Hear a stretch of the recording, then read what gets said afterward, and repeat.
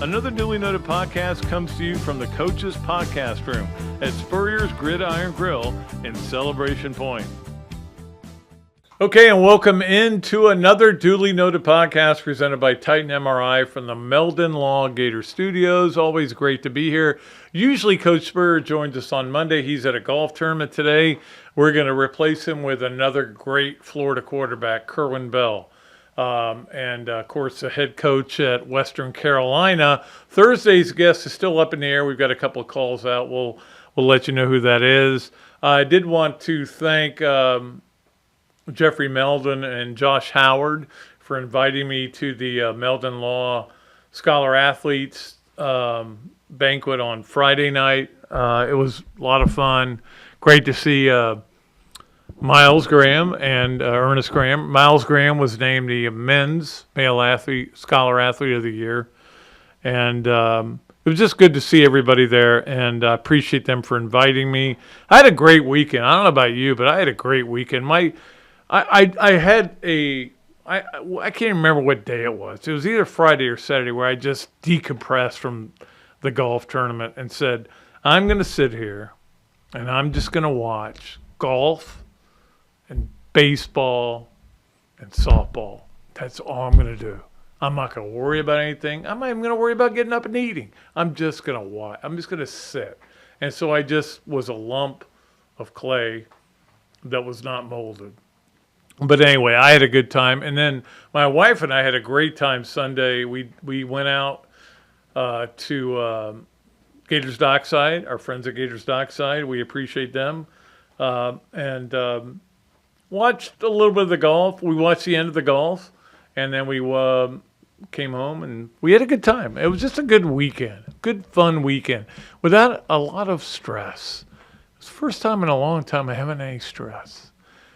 Maybe I'm taking this golf tournament too seriously. Anyway, let's get to our Process Service of Gainesville starting five, brought to you by Scott Hart and the Process Service of Gainesville. We appreciate them as being the sponsors for the starting five. Let's start number one with baseball. I'm going to start with baseball because, look, they were in a playoff mode. That's the bottom line. They were in playoff mode. If they didn't win both games after they lost the opening game against Georgia on Thursday, if they don't win both games, they're probably not going to be in the NCAA tournament. Instead, they not only win, but they win in dramatic fashion both nights in a way. Now, drama, or drama, as Eugene Levy used to say it on SCTV. This is going way back before your time, Zach. But you say drama. Anyway,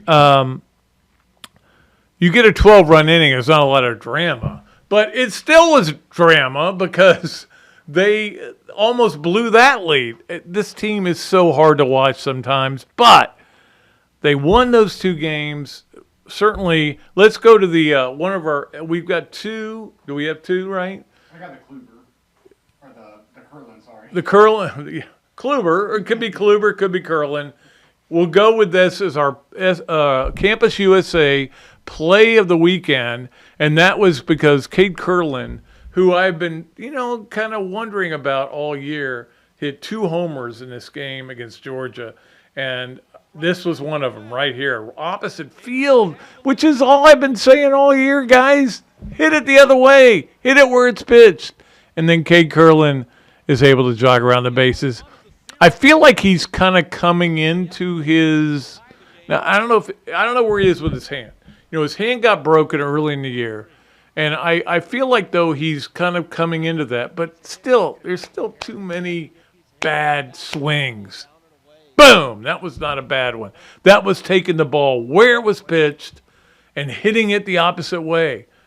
If the ball's pitched inside, hit it to left field. If it's pitched outside, hit it to right field. It's just an easy concept, but what do I know? But that 12-run inning, I wasn't even watching the game. I was looking at it on my phone, and I was just like, oh, he got a hit too? Oh, what? Wait, how many runs did they score? It was kind of weird. But Saturday was kind of rough because they had a huge lead and almost blew it. They didn't really almost blow it. They ended up winning 19-11. Anyway, they win those 2 games. Don't forget, Georgia went into that series having won, I think it was 9 in a row, and they were 22-3 before. I think they were 23-3 before Florida won the last 2 games. So look, the speculation is Florida's in.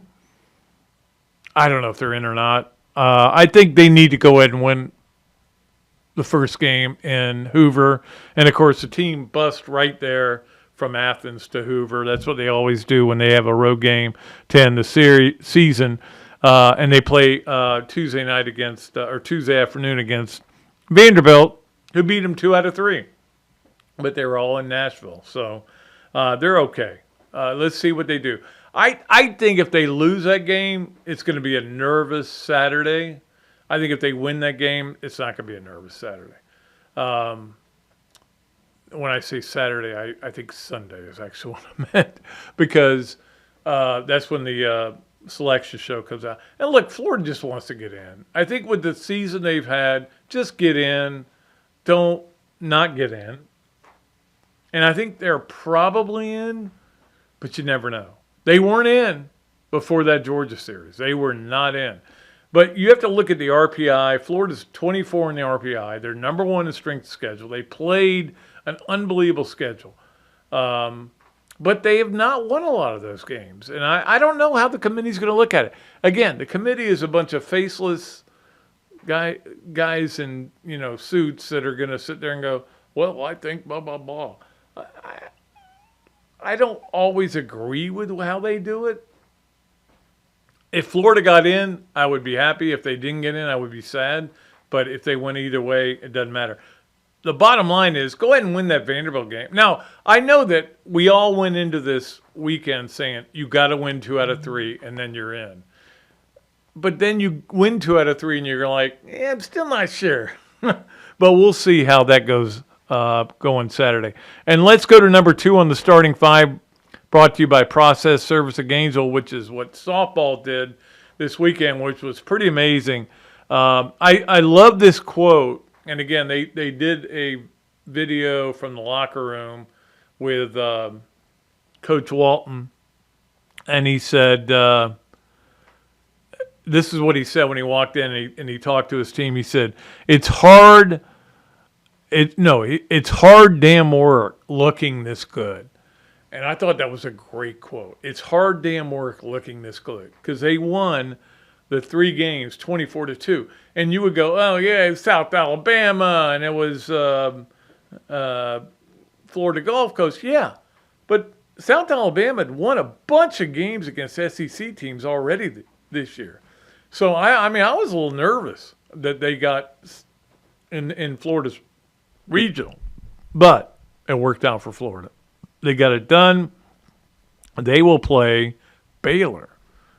Baylor, a surprise winner of the regional in Lafayette. And Lafayette was a seeded team. Baylor won the 5-4, I think was the final of the last game. But it was weird because Baylor went 8-0 and then lost 12-0, then won 5-4.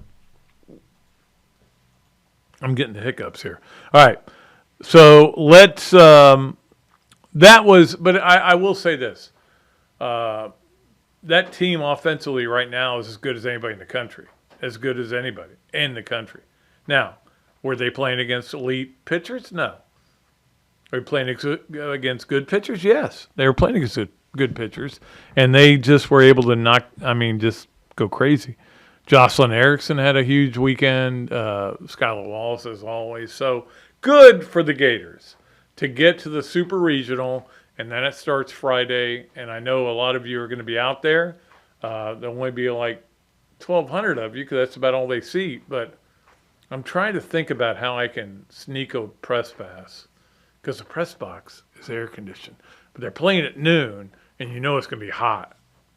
It's supposed to be hot. Anyway, softball. Really happy and really proud of what Tim Walton's been able to do. I sent him a text the other night, but no big deal. All right, number 3 on our Process Service of Gainesville starting 5. Florida continues to do. I mean, everybody says that. What's his name? The guy, Lane Kiffin, the guy at Ole Miss. I lost his name for a minute. Is the king of the portal? I don't know.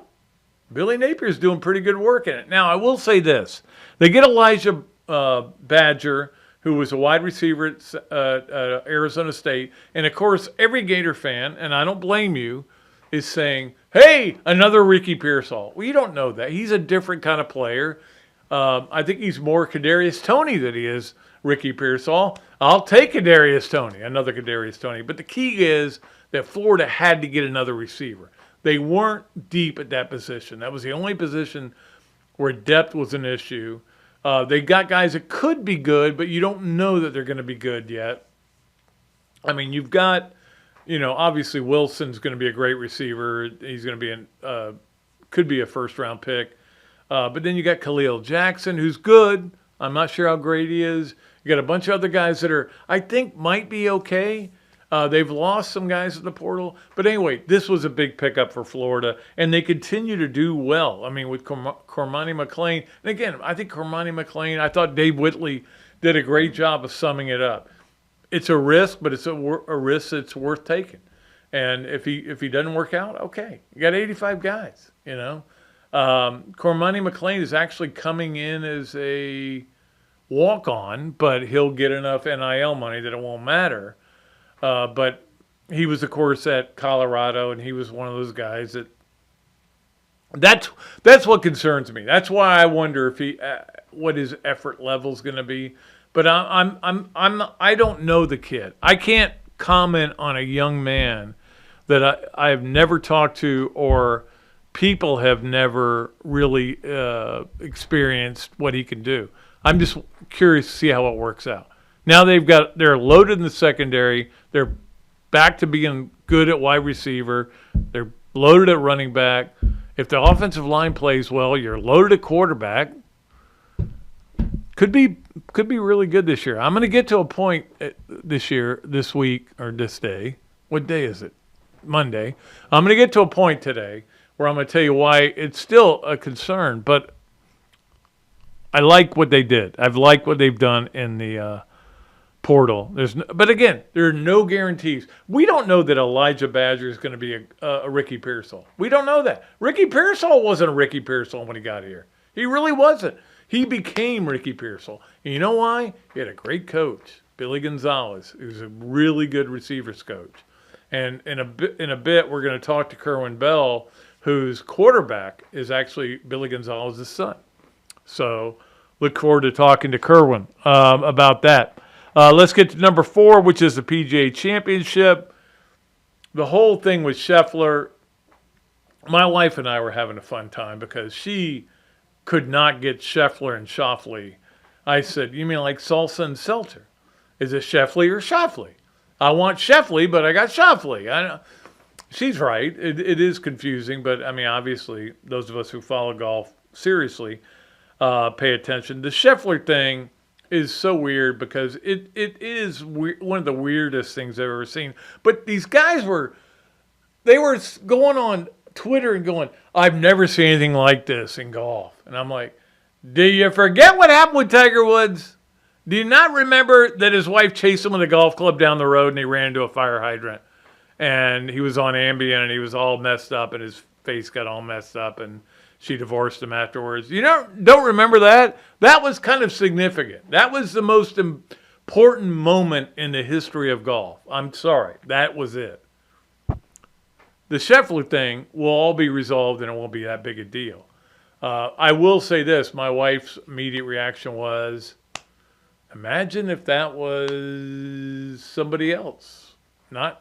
But they didn't know who he was. They didn't know he was the number 1 player in the world. They didn't know who he was. They didn't know he was a golfer. They just thought he was a guy trying to butt into line. And he was probably wrong. I don't know. I wasn't there. Jeff Darlington was there. I was going to try to get Jeff on the show, but I know he's getting flooded right now. Jeff is a good friend, and he actually worked at the Gainesville Sun for a while as an intern. Anyway, so congratulations to Xander Schauffele, who is your PGA champion. Wasn't overly impressed with the golf course. I love the course. I didn't like how easy it got because of the rain. But it got fun because Billy Horschel shoots 64 the final day, and I'm excited about that. And all of a sudden, he's a top 10 finisher, finished, I think, tied for 8th. And Alejandro Tosti, who, of course, the former Gator, drove the par 4 13th hole, which is an island green. And he said, what do I got to lose? I'm out of it anyway. I got no chance to do whatever I do. I'm going to make about 22 grand. That's got to be a great feeling. If I hit it in the water, 22 grand. If I hit it in the green, 22 grand, and which is what he made. Anyway, he drove the green. He's the only guy who did it the whole tournament. So that part of it was fun. The tournament itself, I don't know. Maybe I'm just losing my lust for golf, but I want to keep playing. Anyway, let's go to number 5 on our process service of Gainesville starting 5. And that is pay attention this weekend to 2 things that you normally don't. Lacrosse and men's golf. In college golf. Now, as you know, men's golf won the national championship last year. It was a lot of fun. I enjoyed the heck out of it. Got a lot of good stuff for our golf tournament from J.C. Deacon. They're going out to Carlsbad, California to play in the they're in the finals. So it's kind of a weird way to put it. But you have to go through the regional to get to the finals, but then you've got to win you got to play 3 rounds, get into the match play, then win the match play. So it's kind of different from most sports. But anyway, they're there. And lacrosse, playing Friday as well, is playing in the first Final Four they've ever been in. And they've got Northwestern. So Northwestern is number 1 in the country. So that's going to be tough. Oh, I shouldn't be wearing purple if they're playing Northwestern. I should be taking this off. Nobody wants to see me with my shirt off. So that is our process service of Gainesville starting 5. We'll take a break. We'll come back, and we will be joined by the great Gator, one of the best of all time, Kerwin Bell.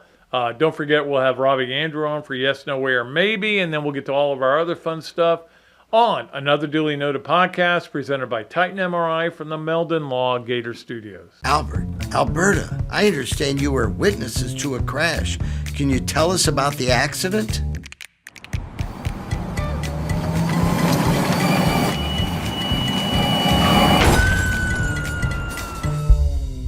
When you're in a crash, it's important to get witness statements immediately after the accident. Whether you're in a car, truck, motorcycle, scooter, or even a golf cart accident, at Meldon Law, we won't back down. Process Service of Gainesville offers a rapid turnaround on affidavits of service for Gator lawyers locally and nationwide. Our friend Scott Hart offers immediate responses on status requests and is a member of NAPS and FAPS. And he has been a part of the community for almost 2 decades. Need service? Call Process Service of Gainesville at 407-697-9592 or email shartgators, that's G8TR, at yahoo.com.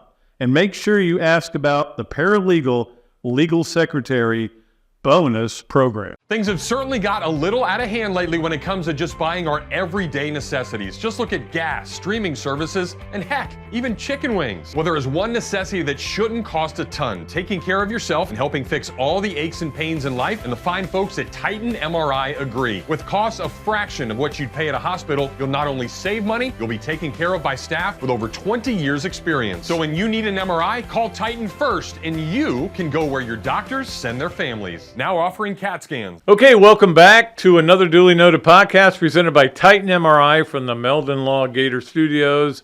It is a great pleasure to bring on one of my favorite people that I've ever dealt with in my life, and that is the great quarterback from Florida, Kerwin Bell, and the coach at Western Carolina, where he is dealing with a new team, a different team that has gotten better every year, right, Kerwin? You've gotten better every year. Yeah, I think we've done a good job of creating, competition here, developing our roster. We felt like where we were at. I think everywhere you go, people say, "How do you build your programs everywhere you've been?" I said, "Well, you got to find out, you got to find out where your niche is and where you have the momentum at. And for us, it's been going out and getting high school kids, but because of that, we ain't been real great in the portal, so we couldn't just fix things, 1 year, right? We got to bring these young kids in, develop them, which I love to do. That's what I think I'm good at, is developing young kids. And now we're starting to see those kids be sophomores, and because we've been here 3 years, so now we feel like we've got the team to go compete for a conference championship and make a run for a national championship. That's our sights going into the season. Well, yeah, I mean, your offense has gotten better every year. I know that too, and you've had a great offense everywhere you've been. I'm wondering, because of your background, you took a lot from Steve when you were a grad assistant here. You took a lot from Lindy Infante, who's I actually wrote his obituary when he died. His wife asked me to write it, and you know how special he was to me and to you. But I think you also took a little bit from Charlie Pell and organization and stuff like that. Even though you only had a couple of games with him, I think you took a little bit from that, right?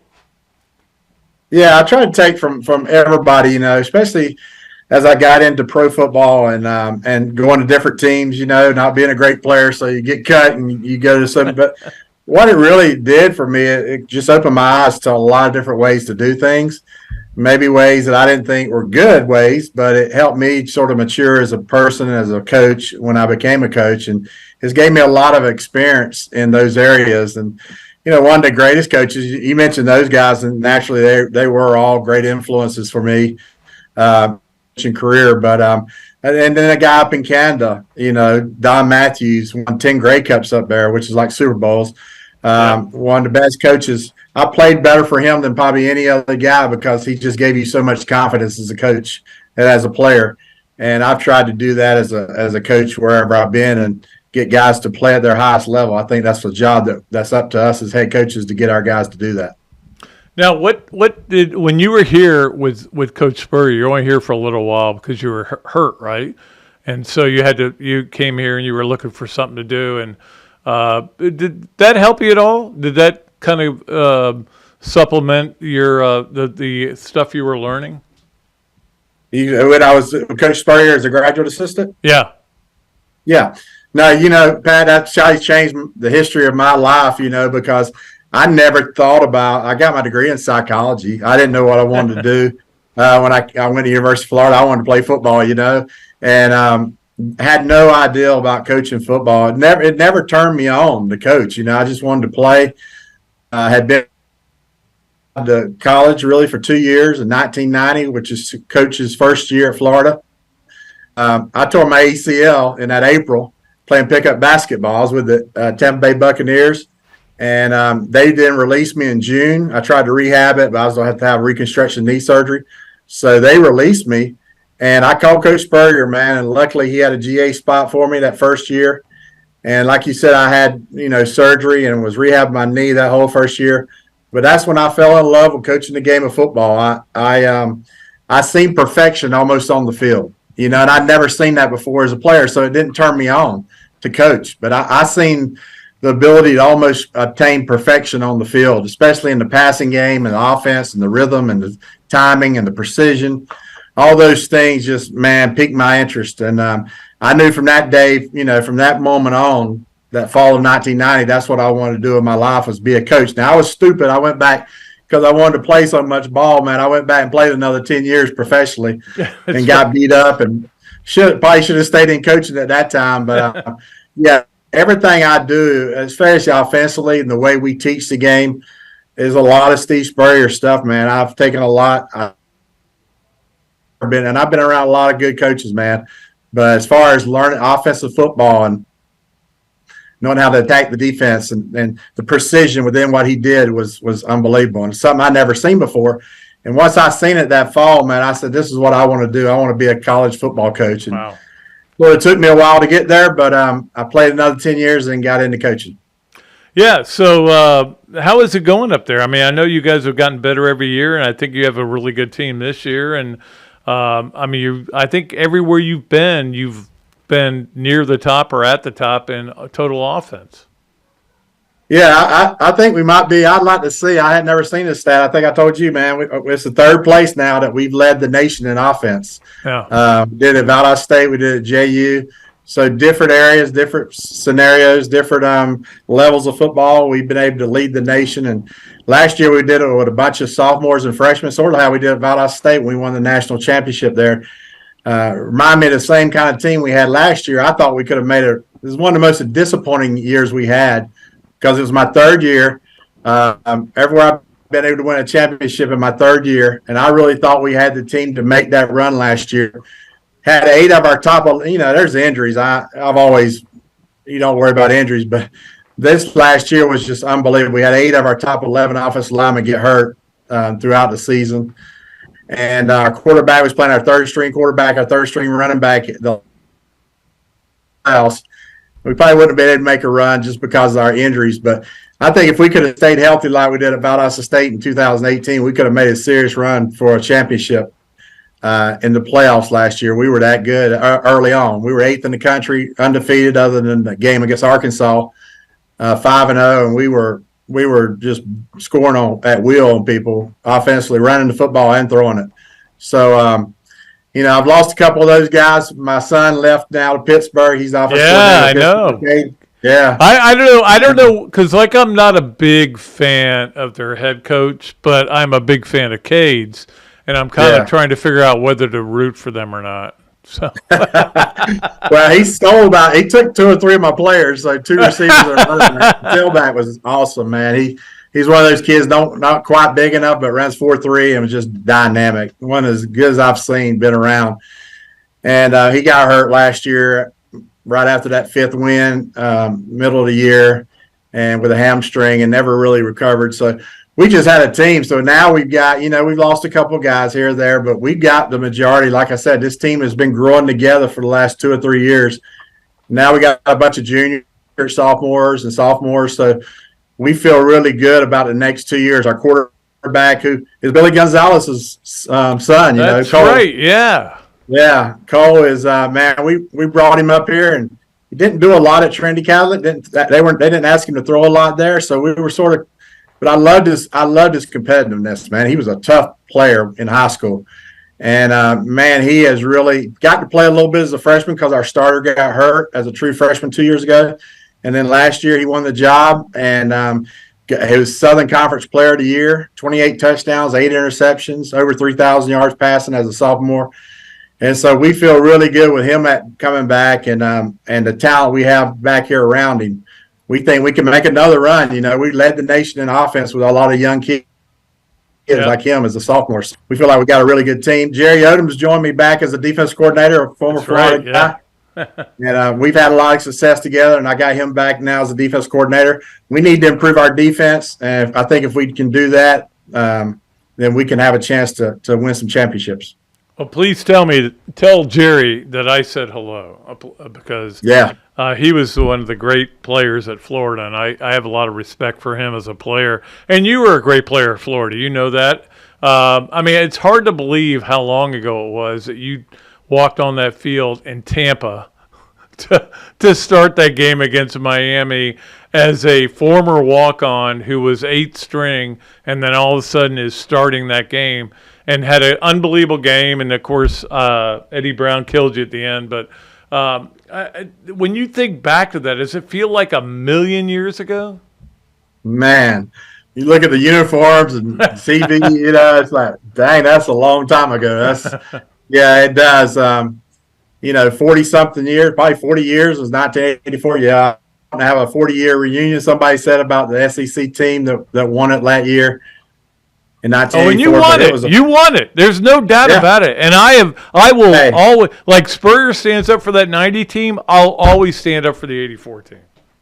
That's right. I think, we got the rings, we had the trophy, and then they take it from us. Yeah, that's not right. We went and won it on the field, and I share it with our team a little bit back. I've got so many memories from playing so long, and I share with my team about they've never won a Southern Conference championship here in 60-something years. And we were that close last year of doing that. And I tell them all the time, I said, y'all realize how good y'all got it, where you at? I mean, think about it. There's very seldom in life do you get to do something that's never been done before. And 18 to 20 years ago, your family had you, your mother had you at this certain time. So you're sitting in this meeting room, being a part of this football team to go win a conference championship for the first time in the history of our school. And I said, you know what, guys, I've been a part of that. I was at the University of Florida. I seen 60-year-old men crying that night, Pat, when we come back from Kentucky.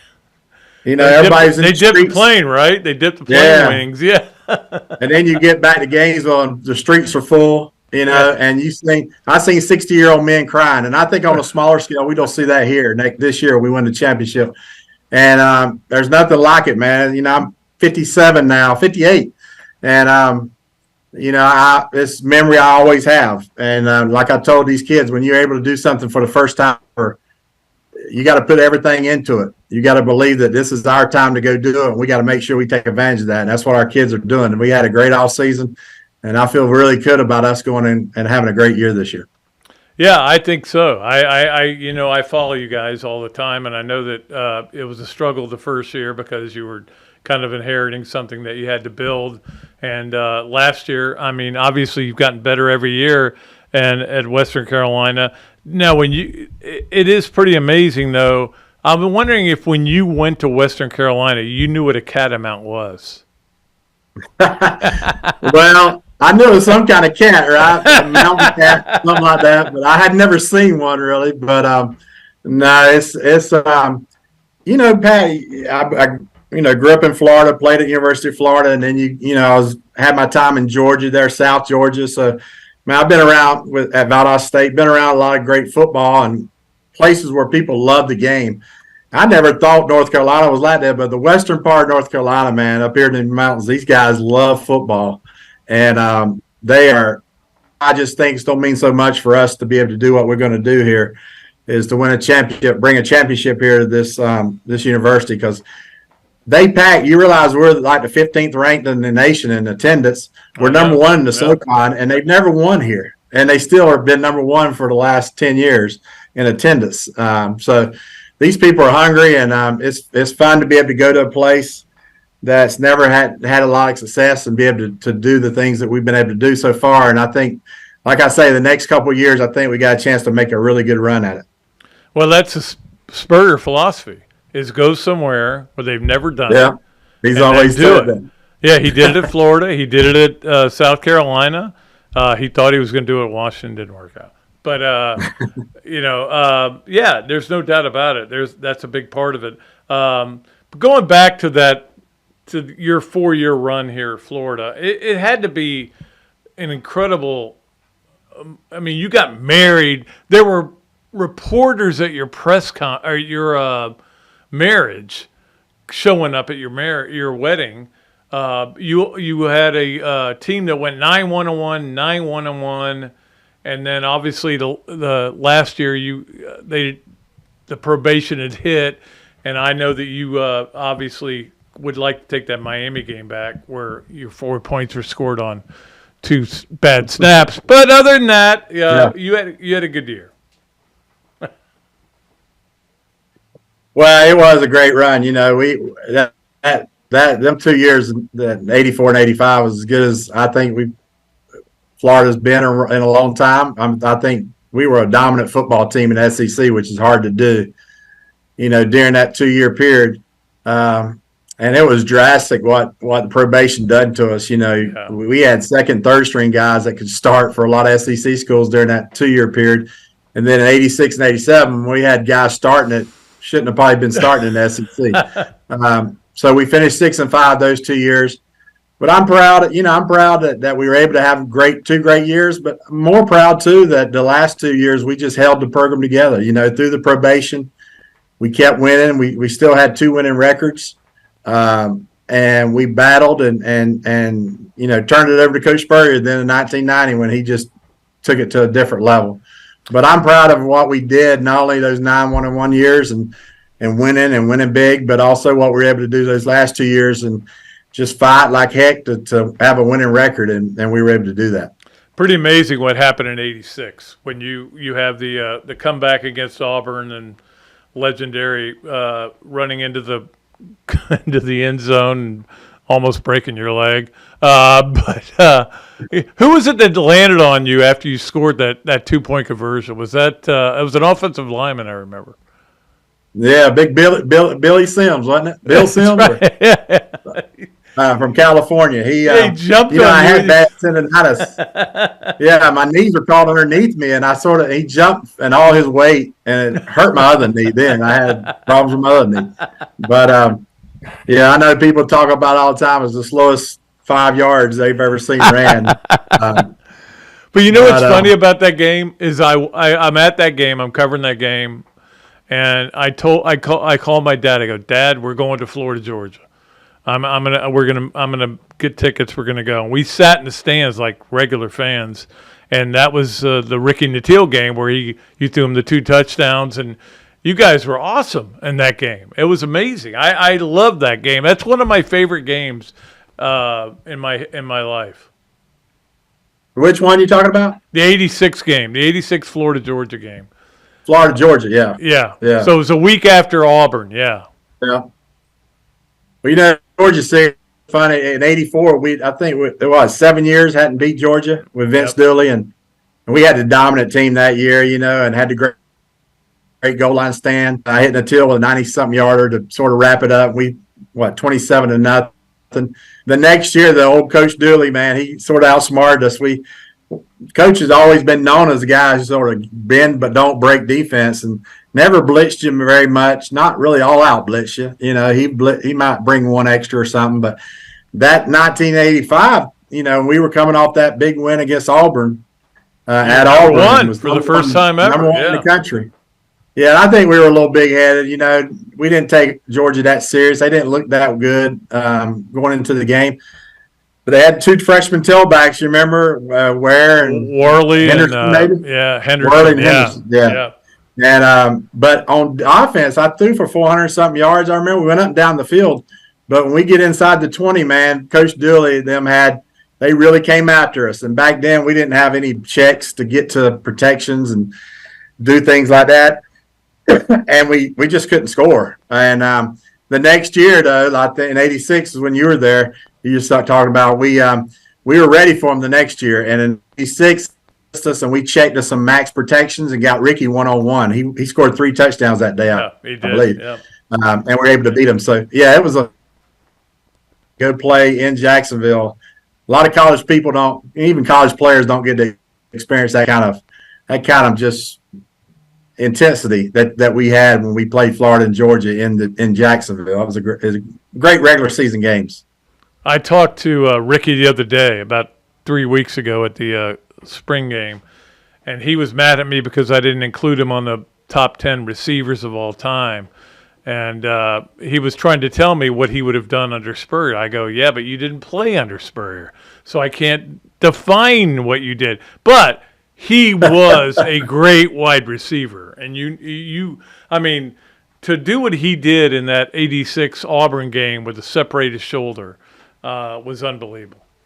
Yeah, he was tough, I always tell people say, man, you play with little guys sometimes. I say, well, if they're tough, I'll play with them. I'll recruit a guy that can flat out run. He can be an inch or 2 shorter, but he's got to be tough. And that's who Ricky Nattil was, man. He wasn't a real big guy in stature, but he was a tough football player. And everybody talks about the Auburn-Florida game and mentioned, but I said, hey, first of all, our defense was unbelievable that day. We had 6 turnovers, I believe. Right. And they only gave up 14 points or whatever it was, 17 points. But, Ricky Nattil, I remember on the sideline, I didn't think he was going to – the doctor sort of pulled him out of the game because he had a severe separation of the shoulder. And he come back in and caught that corner route where he had to reach going out of bounds and then caught the 2-point play or the touchdown fade route that I threw him. Right. And for him to do that with that kind of I just showed what kind of person he is, what kind of player. He's very tough, loved the game, played extremely hard, was fast. And I remember when we go play Florida State, him and Deion they wanted to match up against each other. Every time they played, Rick was him. So he was just a big competitor. Yeah, absolutely.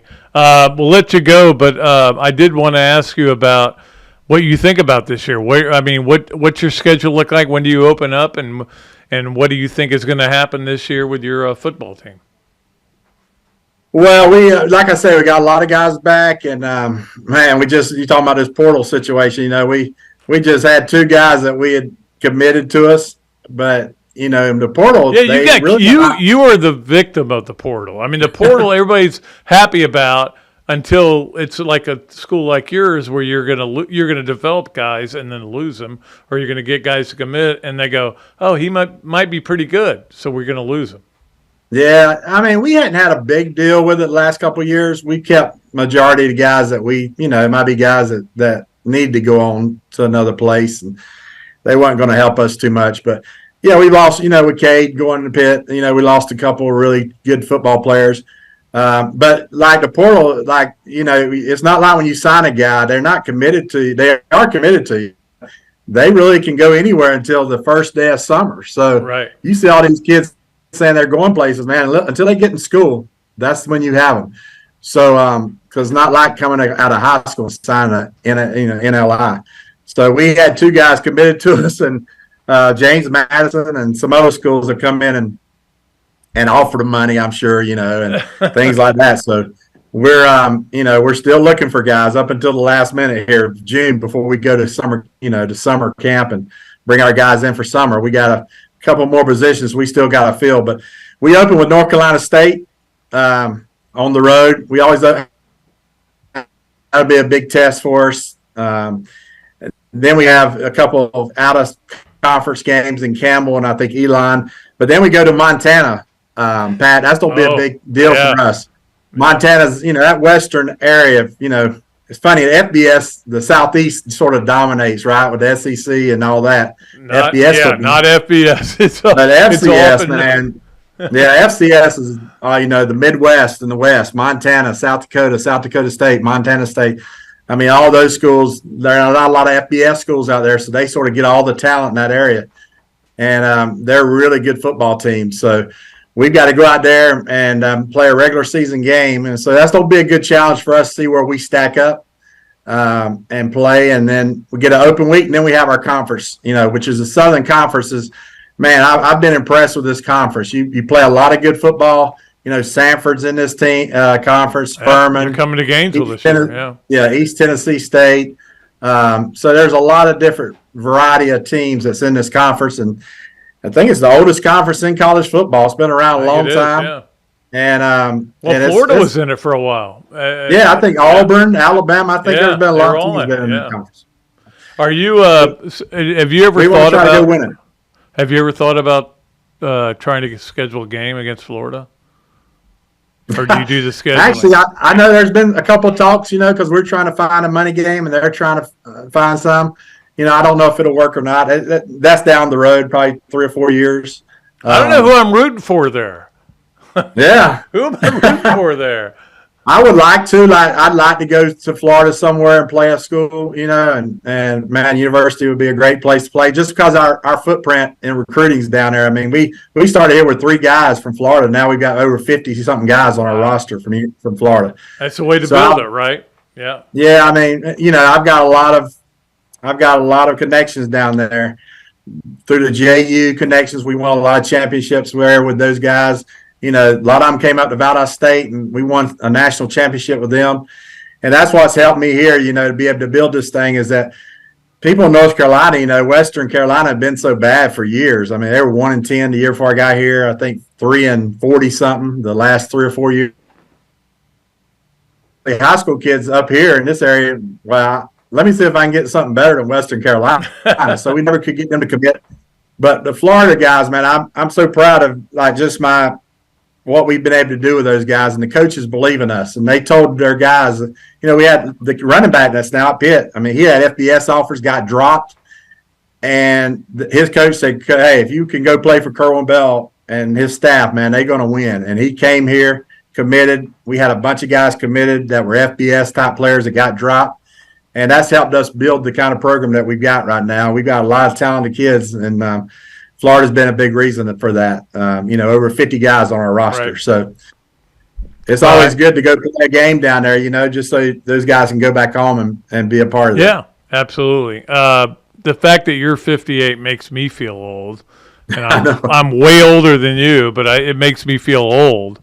But I appreciate you coming on the show, and you're a good man, and I will be. You know me. I was texting you all through the Valdosta State run. I'll be texting you when you guys are fighting for a SoCon championship. You know that. I'm excited about it, and I just consider you one of the best Gators ever to play at Florida, and for what you did, and for all the stuff you've done through the years. I hope someday you can come back here as a coach, but I'm not trying to get anybody out. I'm just saying one day I would love it if you were here as a coach. Well, I think they're doing a good job down there, and it's good. Florida, I know, has been down back and forth, but man, it was just it was the highlight of my life to be a Gator. Right? It's just to have that moment, and when I got there, I never thought I'd even play a down. I was willing to be a scout team quarterback. Why did you come there as a walk on when you could have gone? You didn't have a lot of offers, but you could have gone somewhere. Not one. I tell people all the time, I had basketball. I had these little small college basketball. You were a pretty good basketball player, yeah. Never had a football offer. Valdosta State had come watch me play in high school my senior year, and they told me they were just starting their program. And they said, hey, we think we're going to offer you. It was a defensive line. It was his area he was recruiting. He goes, we're probably going to offer you. Well, so I thought I had that one offer in my back pocket. And then lo and behold, they offered a couple of junior college kids because they were starting this program. They wanted older guys. Yeah. So they went with some junior college kids. So I'm left with nothing. And so it was, if I wanted to continue trying to play football, I had to walk on. And it was really between Florida and Florida State, to tell you the truth. I live right in the middle of Mayo. And I like Coach Bowden, man. And they didn't really, when you looked at it, their quarterback situation wasn't near as deep as at Florida. But I wanted to go to Florida, and my wife, who's still with me 38 years, Cosette she went. She head major a little bit. She was a head majorette down at Florida. She was, yeah.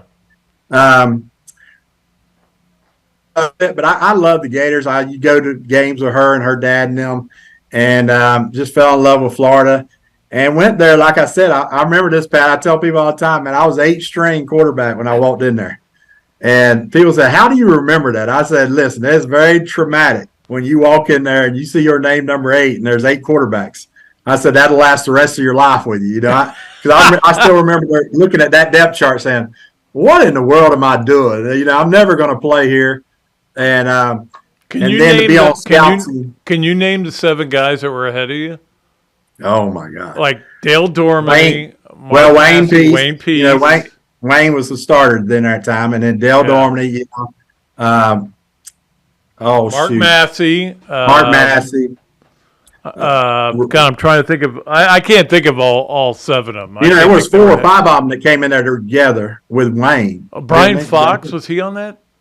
No, he would have been later than that. Yeah. God, I can't remember, but and that'd be a good trivia question, though. There's 7 guys that were ahead of Kerwin Bell on the depth chart. In the spring of January, I came back in January, Christmas break. I moved up to 5th-string quarterback. And everybody said, how'd that happen? I said, because 3 guys and one of them was Wayne Peace, and then 2 other guys graduated with him. So I got to move up to 5th-string. And the other 4 were all scholarship players. And so I had a chance then to compete, and it's crazy. I remember Coach Pell told me, said, Kerwin, you probably not going to get a chance to compete with those 4 in the spring, but do your best job. And, I got to play in that spring game and went 4 for 4 and led us on a touchdown drive, the one series I had. So he earned me sort of as a dark horse candidate. And people don't know this, Pat, but I was still number 5 going into the summer. Right. And he earned me sort of as a dark horse candidate after that spring game. But there were still 4 guys ahead of me that were all on scholarship. Do you realize the only reason I got to compete for the job was because not Roger Sibbald. Roger Sibbald got hurt. The guy that was a sophomore got hurt. But there was a sophomore that was really good. He might would have won the job. Shouldn't say his name because he failed out of school. but he got out of that summer. They had a Summer lot of beat. guys get hurt. Yeah, and they had a lot of He guys. fell out of school right before Yeah. he went God, to fall. So I'm then that trying to moved think me of who into the that top was, four. but I'm blanking out on it Shoot. too. Donnie Whiting. Donnie Whiting, that's right. Yes, he was from Merritt Island. Yeah. If he would have stayed in school, he was pretty talented. He was a sophomore, but he fell out. So that moved me into the top four, and then that's why I was able to compete for the starting job. It was So crazy. you were in the final And four. Yeah, Final Four, and then you know what? Crazy on that Monday, Pat. I don't know if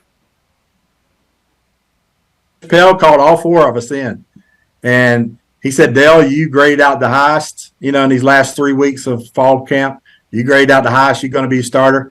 He looked at me and said, "Kerwin, you're going to be number two. You graded out second highest." I'm like, my God, I could be here for number two for about 3 years. You know, I don't like get hit in practice. I like this. The next day, Pat, this is on Monday. Now we're playing Miami on Saturday. The next day on Tuesday, we got 5 minutes to go in practice, and Dell is running the end zone, nothing live. The fullback gets tripped and falls into his knee. He goes down, and I remember him coming and getting me. I sort of step into the number one huddle. I remember Ricky Natil's and them looking at me and said, "Country, you better grow up in a hurry." We sort of laughed it off because I didn't think Dale was hurt that bad because he got up and sort of walked off the field. But then that night, Pat, I was going to the dining hall. You know, Robert's Dining Hall. We used to all eat there. Yep. We starving after practice. I get my plate of food. I sit down, and Hall comes up to me and says, "Hey, we just got the MRI back on Dale's knee. He's out for his career, 5 days against the defending national champion Miami Hurricanes." Yeah. So I told people I couldn't eat. I couldn't do anything. I gave my food to somebody else. I was scared to death. Well, you played a hell of a game, and again, you could have won that game, and those were a lot of fun years. It's always fun talking to you, Kerwin. You know how I feel about you, and I appreciate you. And we'll be rooting for Western Carolina. Believe me. We'll talk to you later. Next time. Listen, you get up in these mountains, man. Call me. You come to a game. You'll enjoy I it. want to come to up there. I definitely want to come because I love those kind of settings where it's not a huge stadium, but it's a nice stadium. So I know packed, and I mean they tailgate here all day. They have a band that's probably as big as anybody in the country, 500 people. So you get a great college game day experience, And you wouldn't believe all the Florida people that live, have houses up here in the mountains. Yeah. So no, I need it. Maybe Karen and I could do that. Maybe we could go up there for a game. That'd be great. All right. Thanks a lot. Thanks a lot for joining us. You're the man. You know that. All right, I appreciate it. Hello there, everybody. I'm Pat Dooley, of course, from another Dooley Noted podcast. And this is a great Adam Brewer, and he's just opened up a place here, Adam Brewer to Go. What gave you the idea to do this, to have a to-go place? We really like the fast concept, being able to get the barbecue. Now we have this new online ordering. So before it was a call ahead carry out, quick service. We have like a curbside kind of a deal where everything's ready to go for you. And then we thought, wow, we have a really great dine-in concept, but how can we make this streamlined for the customer and make it easy and accessible for all parts of town? Adam's Rib Co. to Go. Come on down and enjoy it. Great food, great atmosphere, a diverse menu, everything made from scratch, plenty of space, and locally owned. These are all the characteristics of a great restaurant, and you can find each and every one of them right here in Gainesville at Ballyhoo Grill. Ballyhoo Grill prepares all of their food fresh every day, from their salad dressing to their award-winning soups. Bring your family and enjoy dinner under the Tim Trebo Tiki Hut while listening to live music. Or if you're running low on time to eat out, they also deliver through Uber Eats, Bite Squad, and Postmates. A Gainesville staple that's been open for over 30 years. Check out Ballyhoo Grill on Facebook or at ballyhoogrill.com. Another duly noted podcast comes to you from the Coaches Podcast Room at Spurrier's Gridiron Grill and Celebration Point. You can watch and listen to us on Facebook and YouTube for every podcast that we do on Mondays and Fridays at 2 o'clock. Listen to the podcast whenever on Apple Podcasts, Spotify, Google Podcasts, Overcast, any of the other 39 platforms where you can find this podcast or your favorite podcast. Remember to like, follow, and subscribe. If you have any questions or comments, leave them in the comments section below or call me if you want to do some advertising at 352-317-3444. Okay, welcome back to another Dooley Noted podcast. It's a Monday, and that means Robbie Andrew is joining us. We always love it when Robbie's with us. You know him well from his many appearances on another Dooley Noted podcast. And Robbie, first of all, I assume your weekend was like mine. You watch a lot of sports. Yeah, mainly I watched a lot of golf and drank beer. Yeah. To be honest with you. Yeah, that's and kind some of basketball.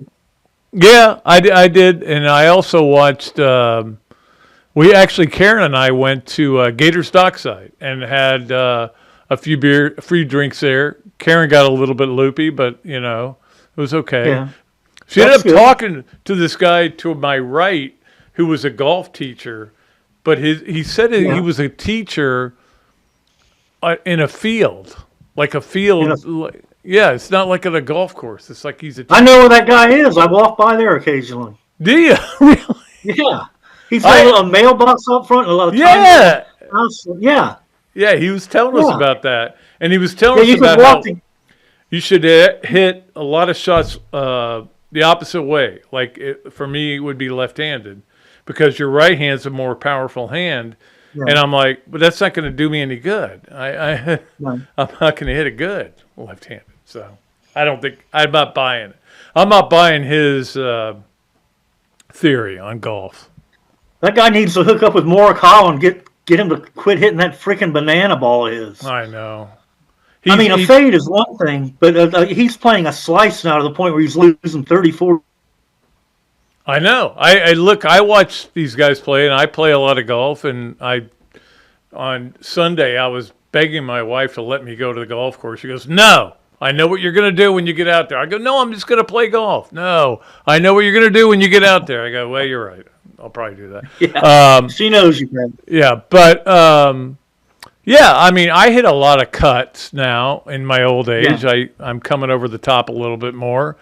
But his were just, and when he hits a bat, it's, again, they're trying to hit it 320. Yeah. I'm trying to hit it 210. The thing is, when he's on his game pad, he has a nice little fade. But it got to the point where he was almost playing a slice. Yeah. Yesterday, it was like getting out of control. In that slow, deliberate backswing, there's no fluidity in his swing anymore. Yeah, I wonder about that. He has no tempo. I've thought about that, like trying to hold it back there and then coming through it, like who is it? Matsuyama does. He stops it almost and then brings it back down. Yeah. But then you have no rhythm in your swing, Pat, and that's against everything you're taught. You need rhythm in your swing. Yeah, you need rhythm. Yeah. Fluidity. Well, I have often told my wife and daughter, as I'm trying to teach them how to play the game, and they're getting into it, you need to use the Robbie Andrew method, which is you drag the club back. Yeah. You used to do that. You used to drag the club back on the ground. I did. To make sure you kept your left arm straight. I never saw anybody else do that, but you did it. That was a long time ago. In a place far, far away. Yeah. All right. It no longer exists. It doesn't. All right, it is time to play Yes, No, Where, Maybe with Robbie Andrew. Of course, it's brought to you by Big Mills Cheesesteak, sponsor of the Bob Dooley Invitational. We appreciate them, and we appreciate them for sponsoring our Zoom line as well. Number one, Robbie, you are blaming Thibodeau for the Knicks' loss because he played his starters so long in the regular season. That's why they lost. No, they lost because they were kind of outmanned, Pat. They had so many guys hurt and banged up that they lost the series because they were outmanned against the Indiana team that really came on this year and is a great offensive team. They just got outmanned. That was all. I'm not blaming them for anything. Yeah, I mean, again, he brought them to where they are, and I think you have to take it. I mean, the Knicks had no culture, nothing going on. The best thing they had going on was guys getting thrown out of games. I mean, they were nothing, and then he has brought them to heights. Now, look, I was kind of rooting for him because I knew that you were rooting for him, so I always root for your teams. I root for the Vikings, the Twins when they're playing the Yankees, but not when they're playing the Braves, though. But I was rooting for him. It sucks being me right now, by by the way. No, you got to the semifinals. Yeah, that's true. I'm happy with the Knicks. Yeah. And he did a great job, Pat. I mean, you can't take anything away from what he turned that team into. I agree. I think there's a lot of people out there trying to lay the blame on him for playing these guys too long in the regular season, and then they get injured. And I'm like, people get injured, man. It happens. Yeah. It just happens. Yeah, he doesn't deserve blame, Pat. He deserves credit. So that's where I'm at with him. Yeah, it's like with baseball. I mean, Sully loses his right fielder the Kentucky series. He loses another guy, his catcher, in the middle of the year. I mean, sometimes injuries just come up and bite you. So they're gonna make the postseason now, though, right, Pat? Well, that's number 2. Yes, nowhere, maybe, Robbie. Florida makes the NCAA tournament. Now, most people believe that because they have won, they're going to finish over 500. Their strength of schedule is incredible. Their quad 1 wins are like 4th in the nation. You think they make it if they go 1 and out in Hoover? Yeah, I'm going to say definitely yes, Pat. I mean, you look at their strength of schedule, who they play, and if they finish over 500, they're in. And if they lose their first game, they're still going to be over 500. And I think that's going to be enough to get them in. I mean, you can't leave a team like Florida out, I don't think, if they've got a winning record. Well, with the schedule they play. Yeah, number 1 strength of schedule, and it's not even close. I mean, just throw it out the window if you don't let Florida in. Yeah, I agree. But you never know with the committee. You never know because it's another faceless group of people that you don't know, a bunch of white guys sitting around going, hey, better let them in, not them. Yeah. So you never know. You know, Sully and the guys will be nervous when selection. They will be. I think they will. If they lose that first game, they will be nervous. If they win the first game, they're going to feel pretty confident. Yeah, if they win the first game, they're going to be in, I think, Ben, without a doubt. Finally, Robbie, and on Yes, No, Where, Maybe, and I've never given you a question about this sport in my life, and we have not discussed it in all the years we've known each other or our years at the Gainesville Sun. Lacrosse wins the entire national championship. They're in the Final Four Friday. Do they win it all? I'm going to say maybe with that Final Four, you definitely have a chance to do it. But, I haven't really followed lacrosse enough, but I know that the coach, O'Leary. I love Mandy. Yes, she's great. How she's built that program from the ground up and how good they are. So, I think maybe they're going to pull it off and win the whole thing. They're definitely got a chance. They're definitely good enough. I think lacrosse is such a weird deal because they're not in the SEC because the SEC's only got one other team. Yeah. So nobody gets excited about it. But I mean, this is they're 20-2. They're playing in the Final Four. If this was another sport, people would be losing their minds. But in lacrosse, because you're right, Pat, they would be. Yeah, because they're not in the SEC, people got to go. Whatever. It's weird that the SEC has no other teams, right? Is that Florida the only lacrosse Florida team and in the Vanderbilt. league? That's it. Yeah. Okay, that's weird, but it is weird. But there's a lot of weird things about the SEC. I'll say maybe they bring home the title. All right. So I think that I have it written down here, but maybe I don't. I think it's Friday at 3:00 is the semifinals. So I know you'll be riveted on your TV. Will that be on TV, Pat, or no? It's on ESPNU. Yes. Okay. Well, we get that. I may give it a look. Okay. Well, you only need to look at it in the second half. You don't. First half doesn't mean anything. It's like basketball. Yeah. NBA. Yeah. Wait till the end.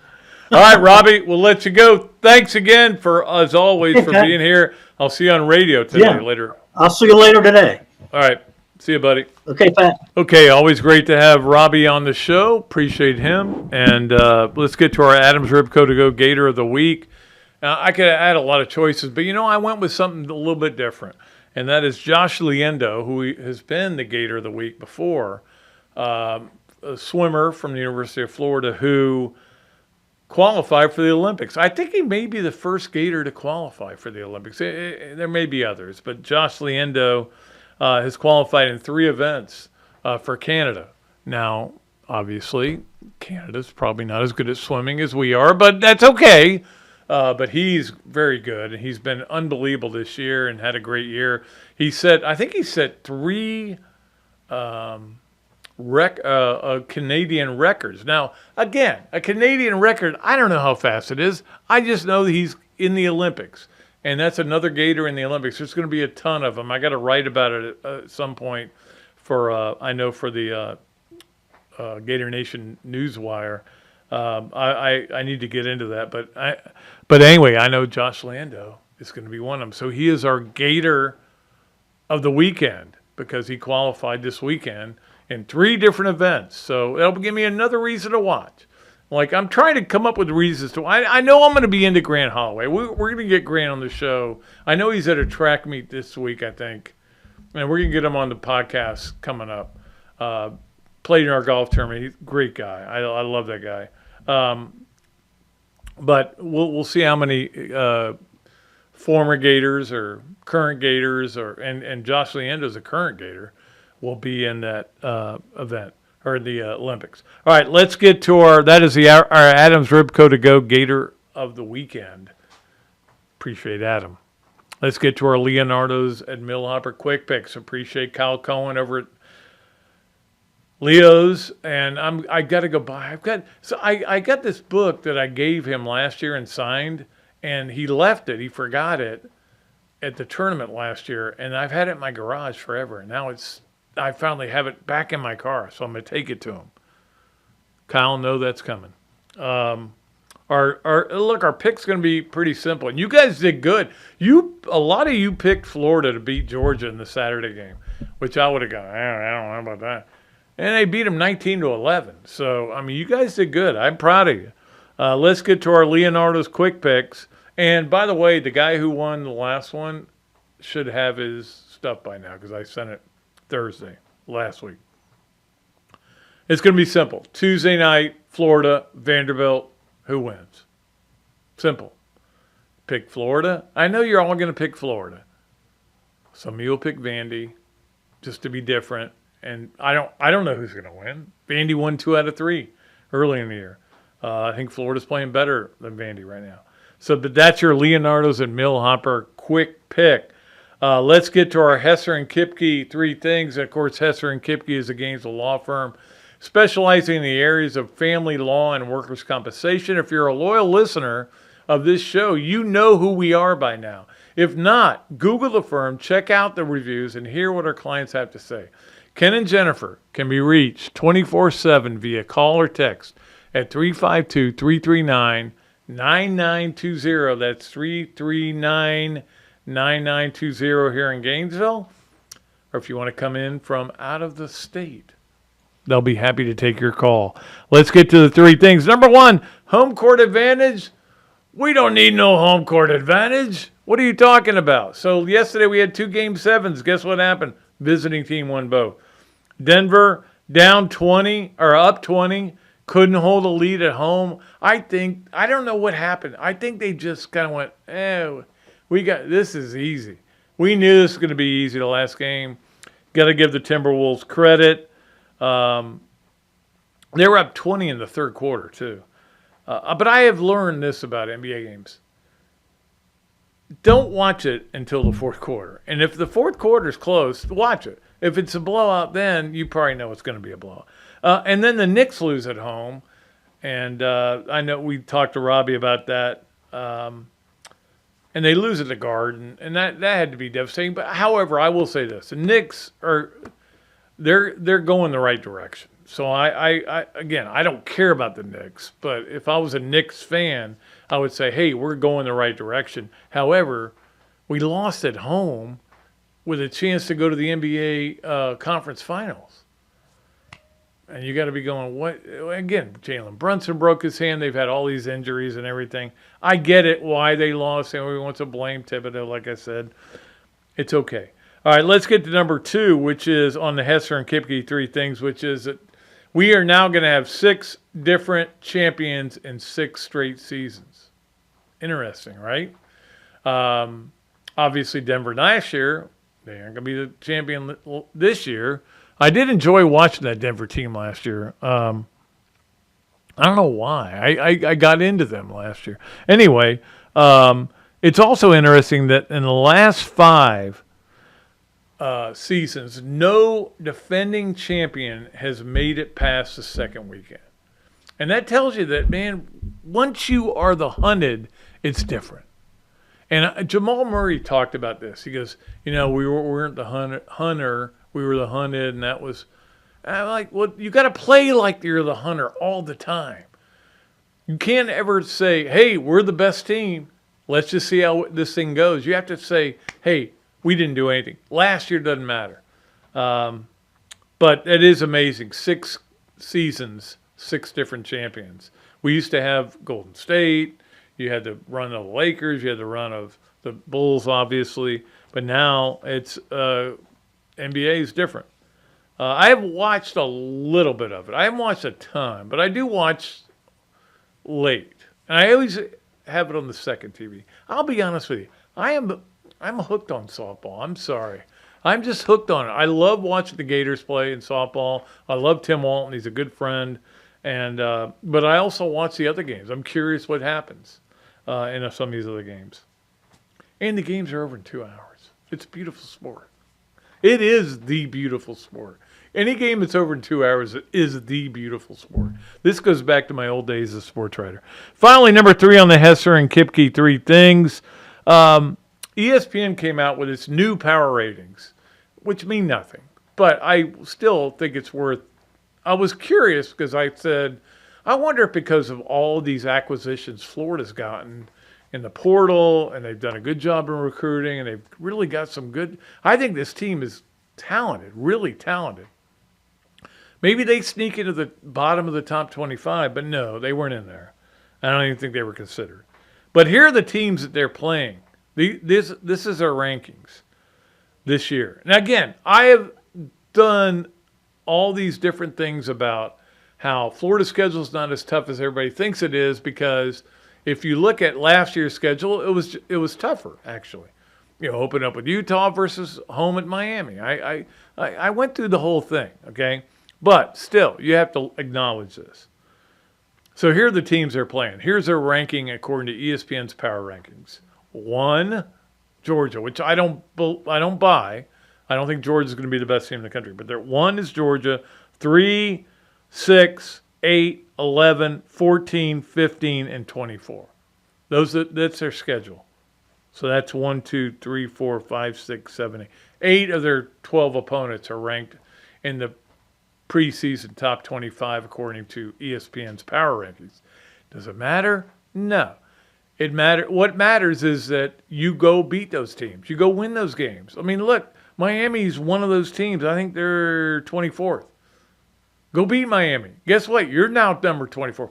Remember 2 years ago when Florida beat Utah in the first game? They were unranked.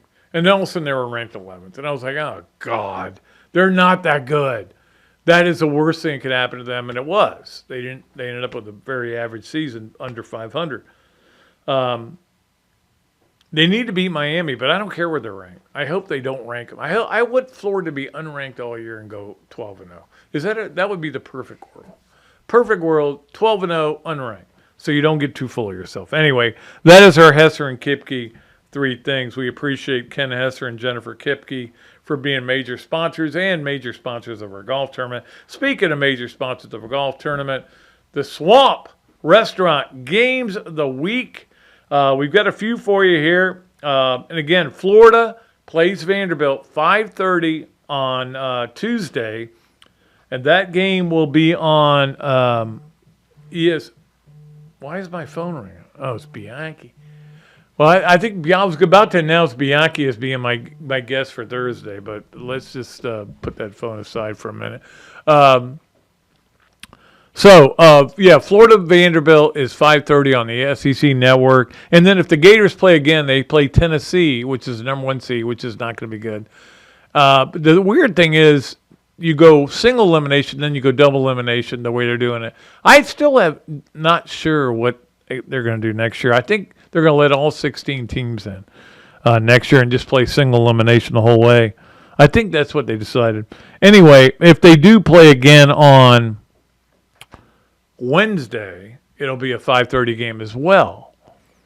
So just so you know. And then after that, I'm not going to even get into the speculation on what's going to happen after that.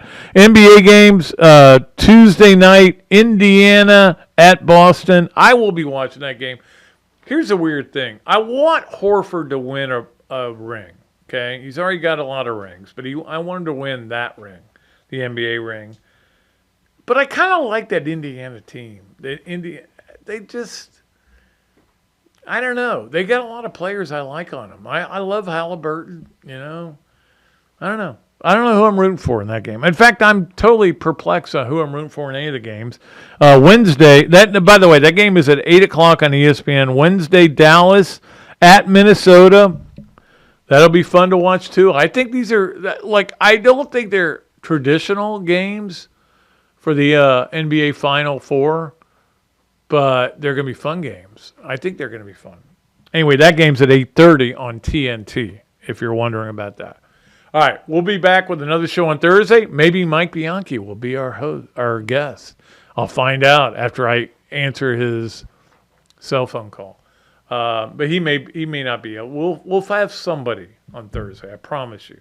We'll be at the Dooley Dome. Zach will be on the road, so we'll have to get him on the computer as well. But I appreciate him doing a great job as always today, piecing together this mirage that we put up there for another Dooley Noted podcast. Until Thursday, I am Pat Dooley. I'm deep way back, and I am out of here.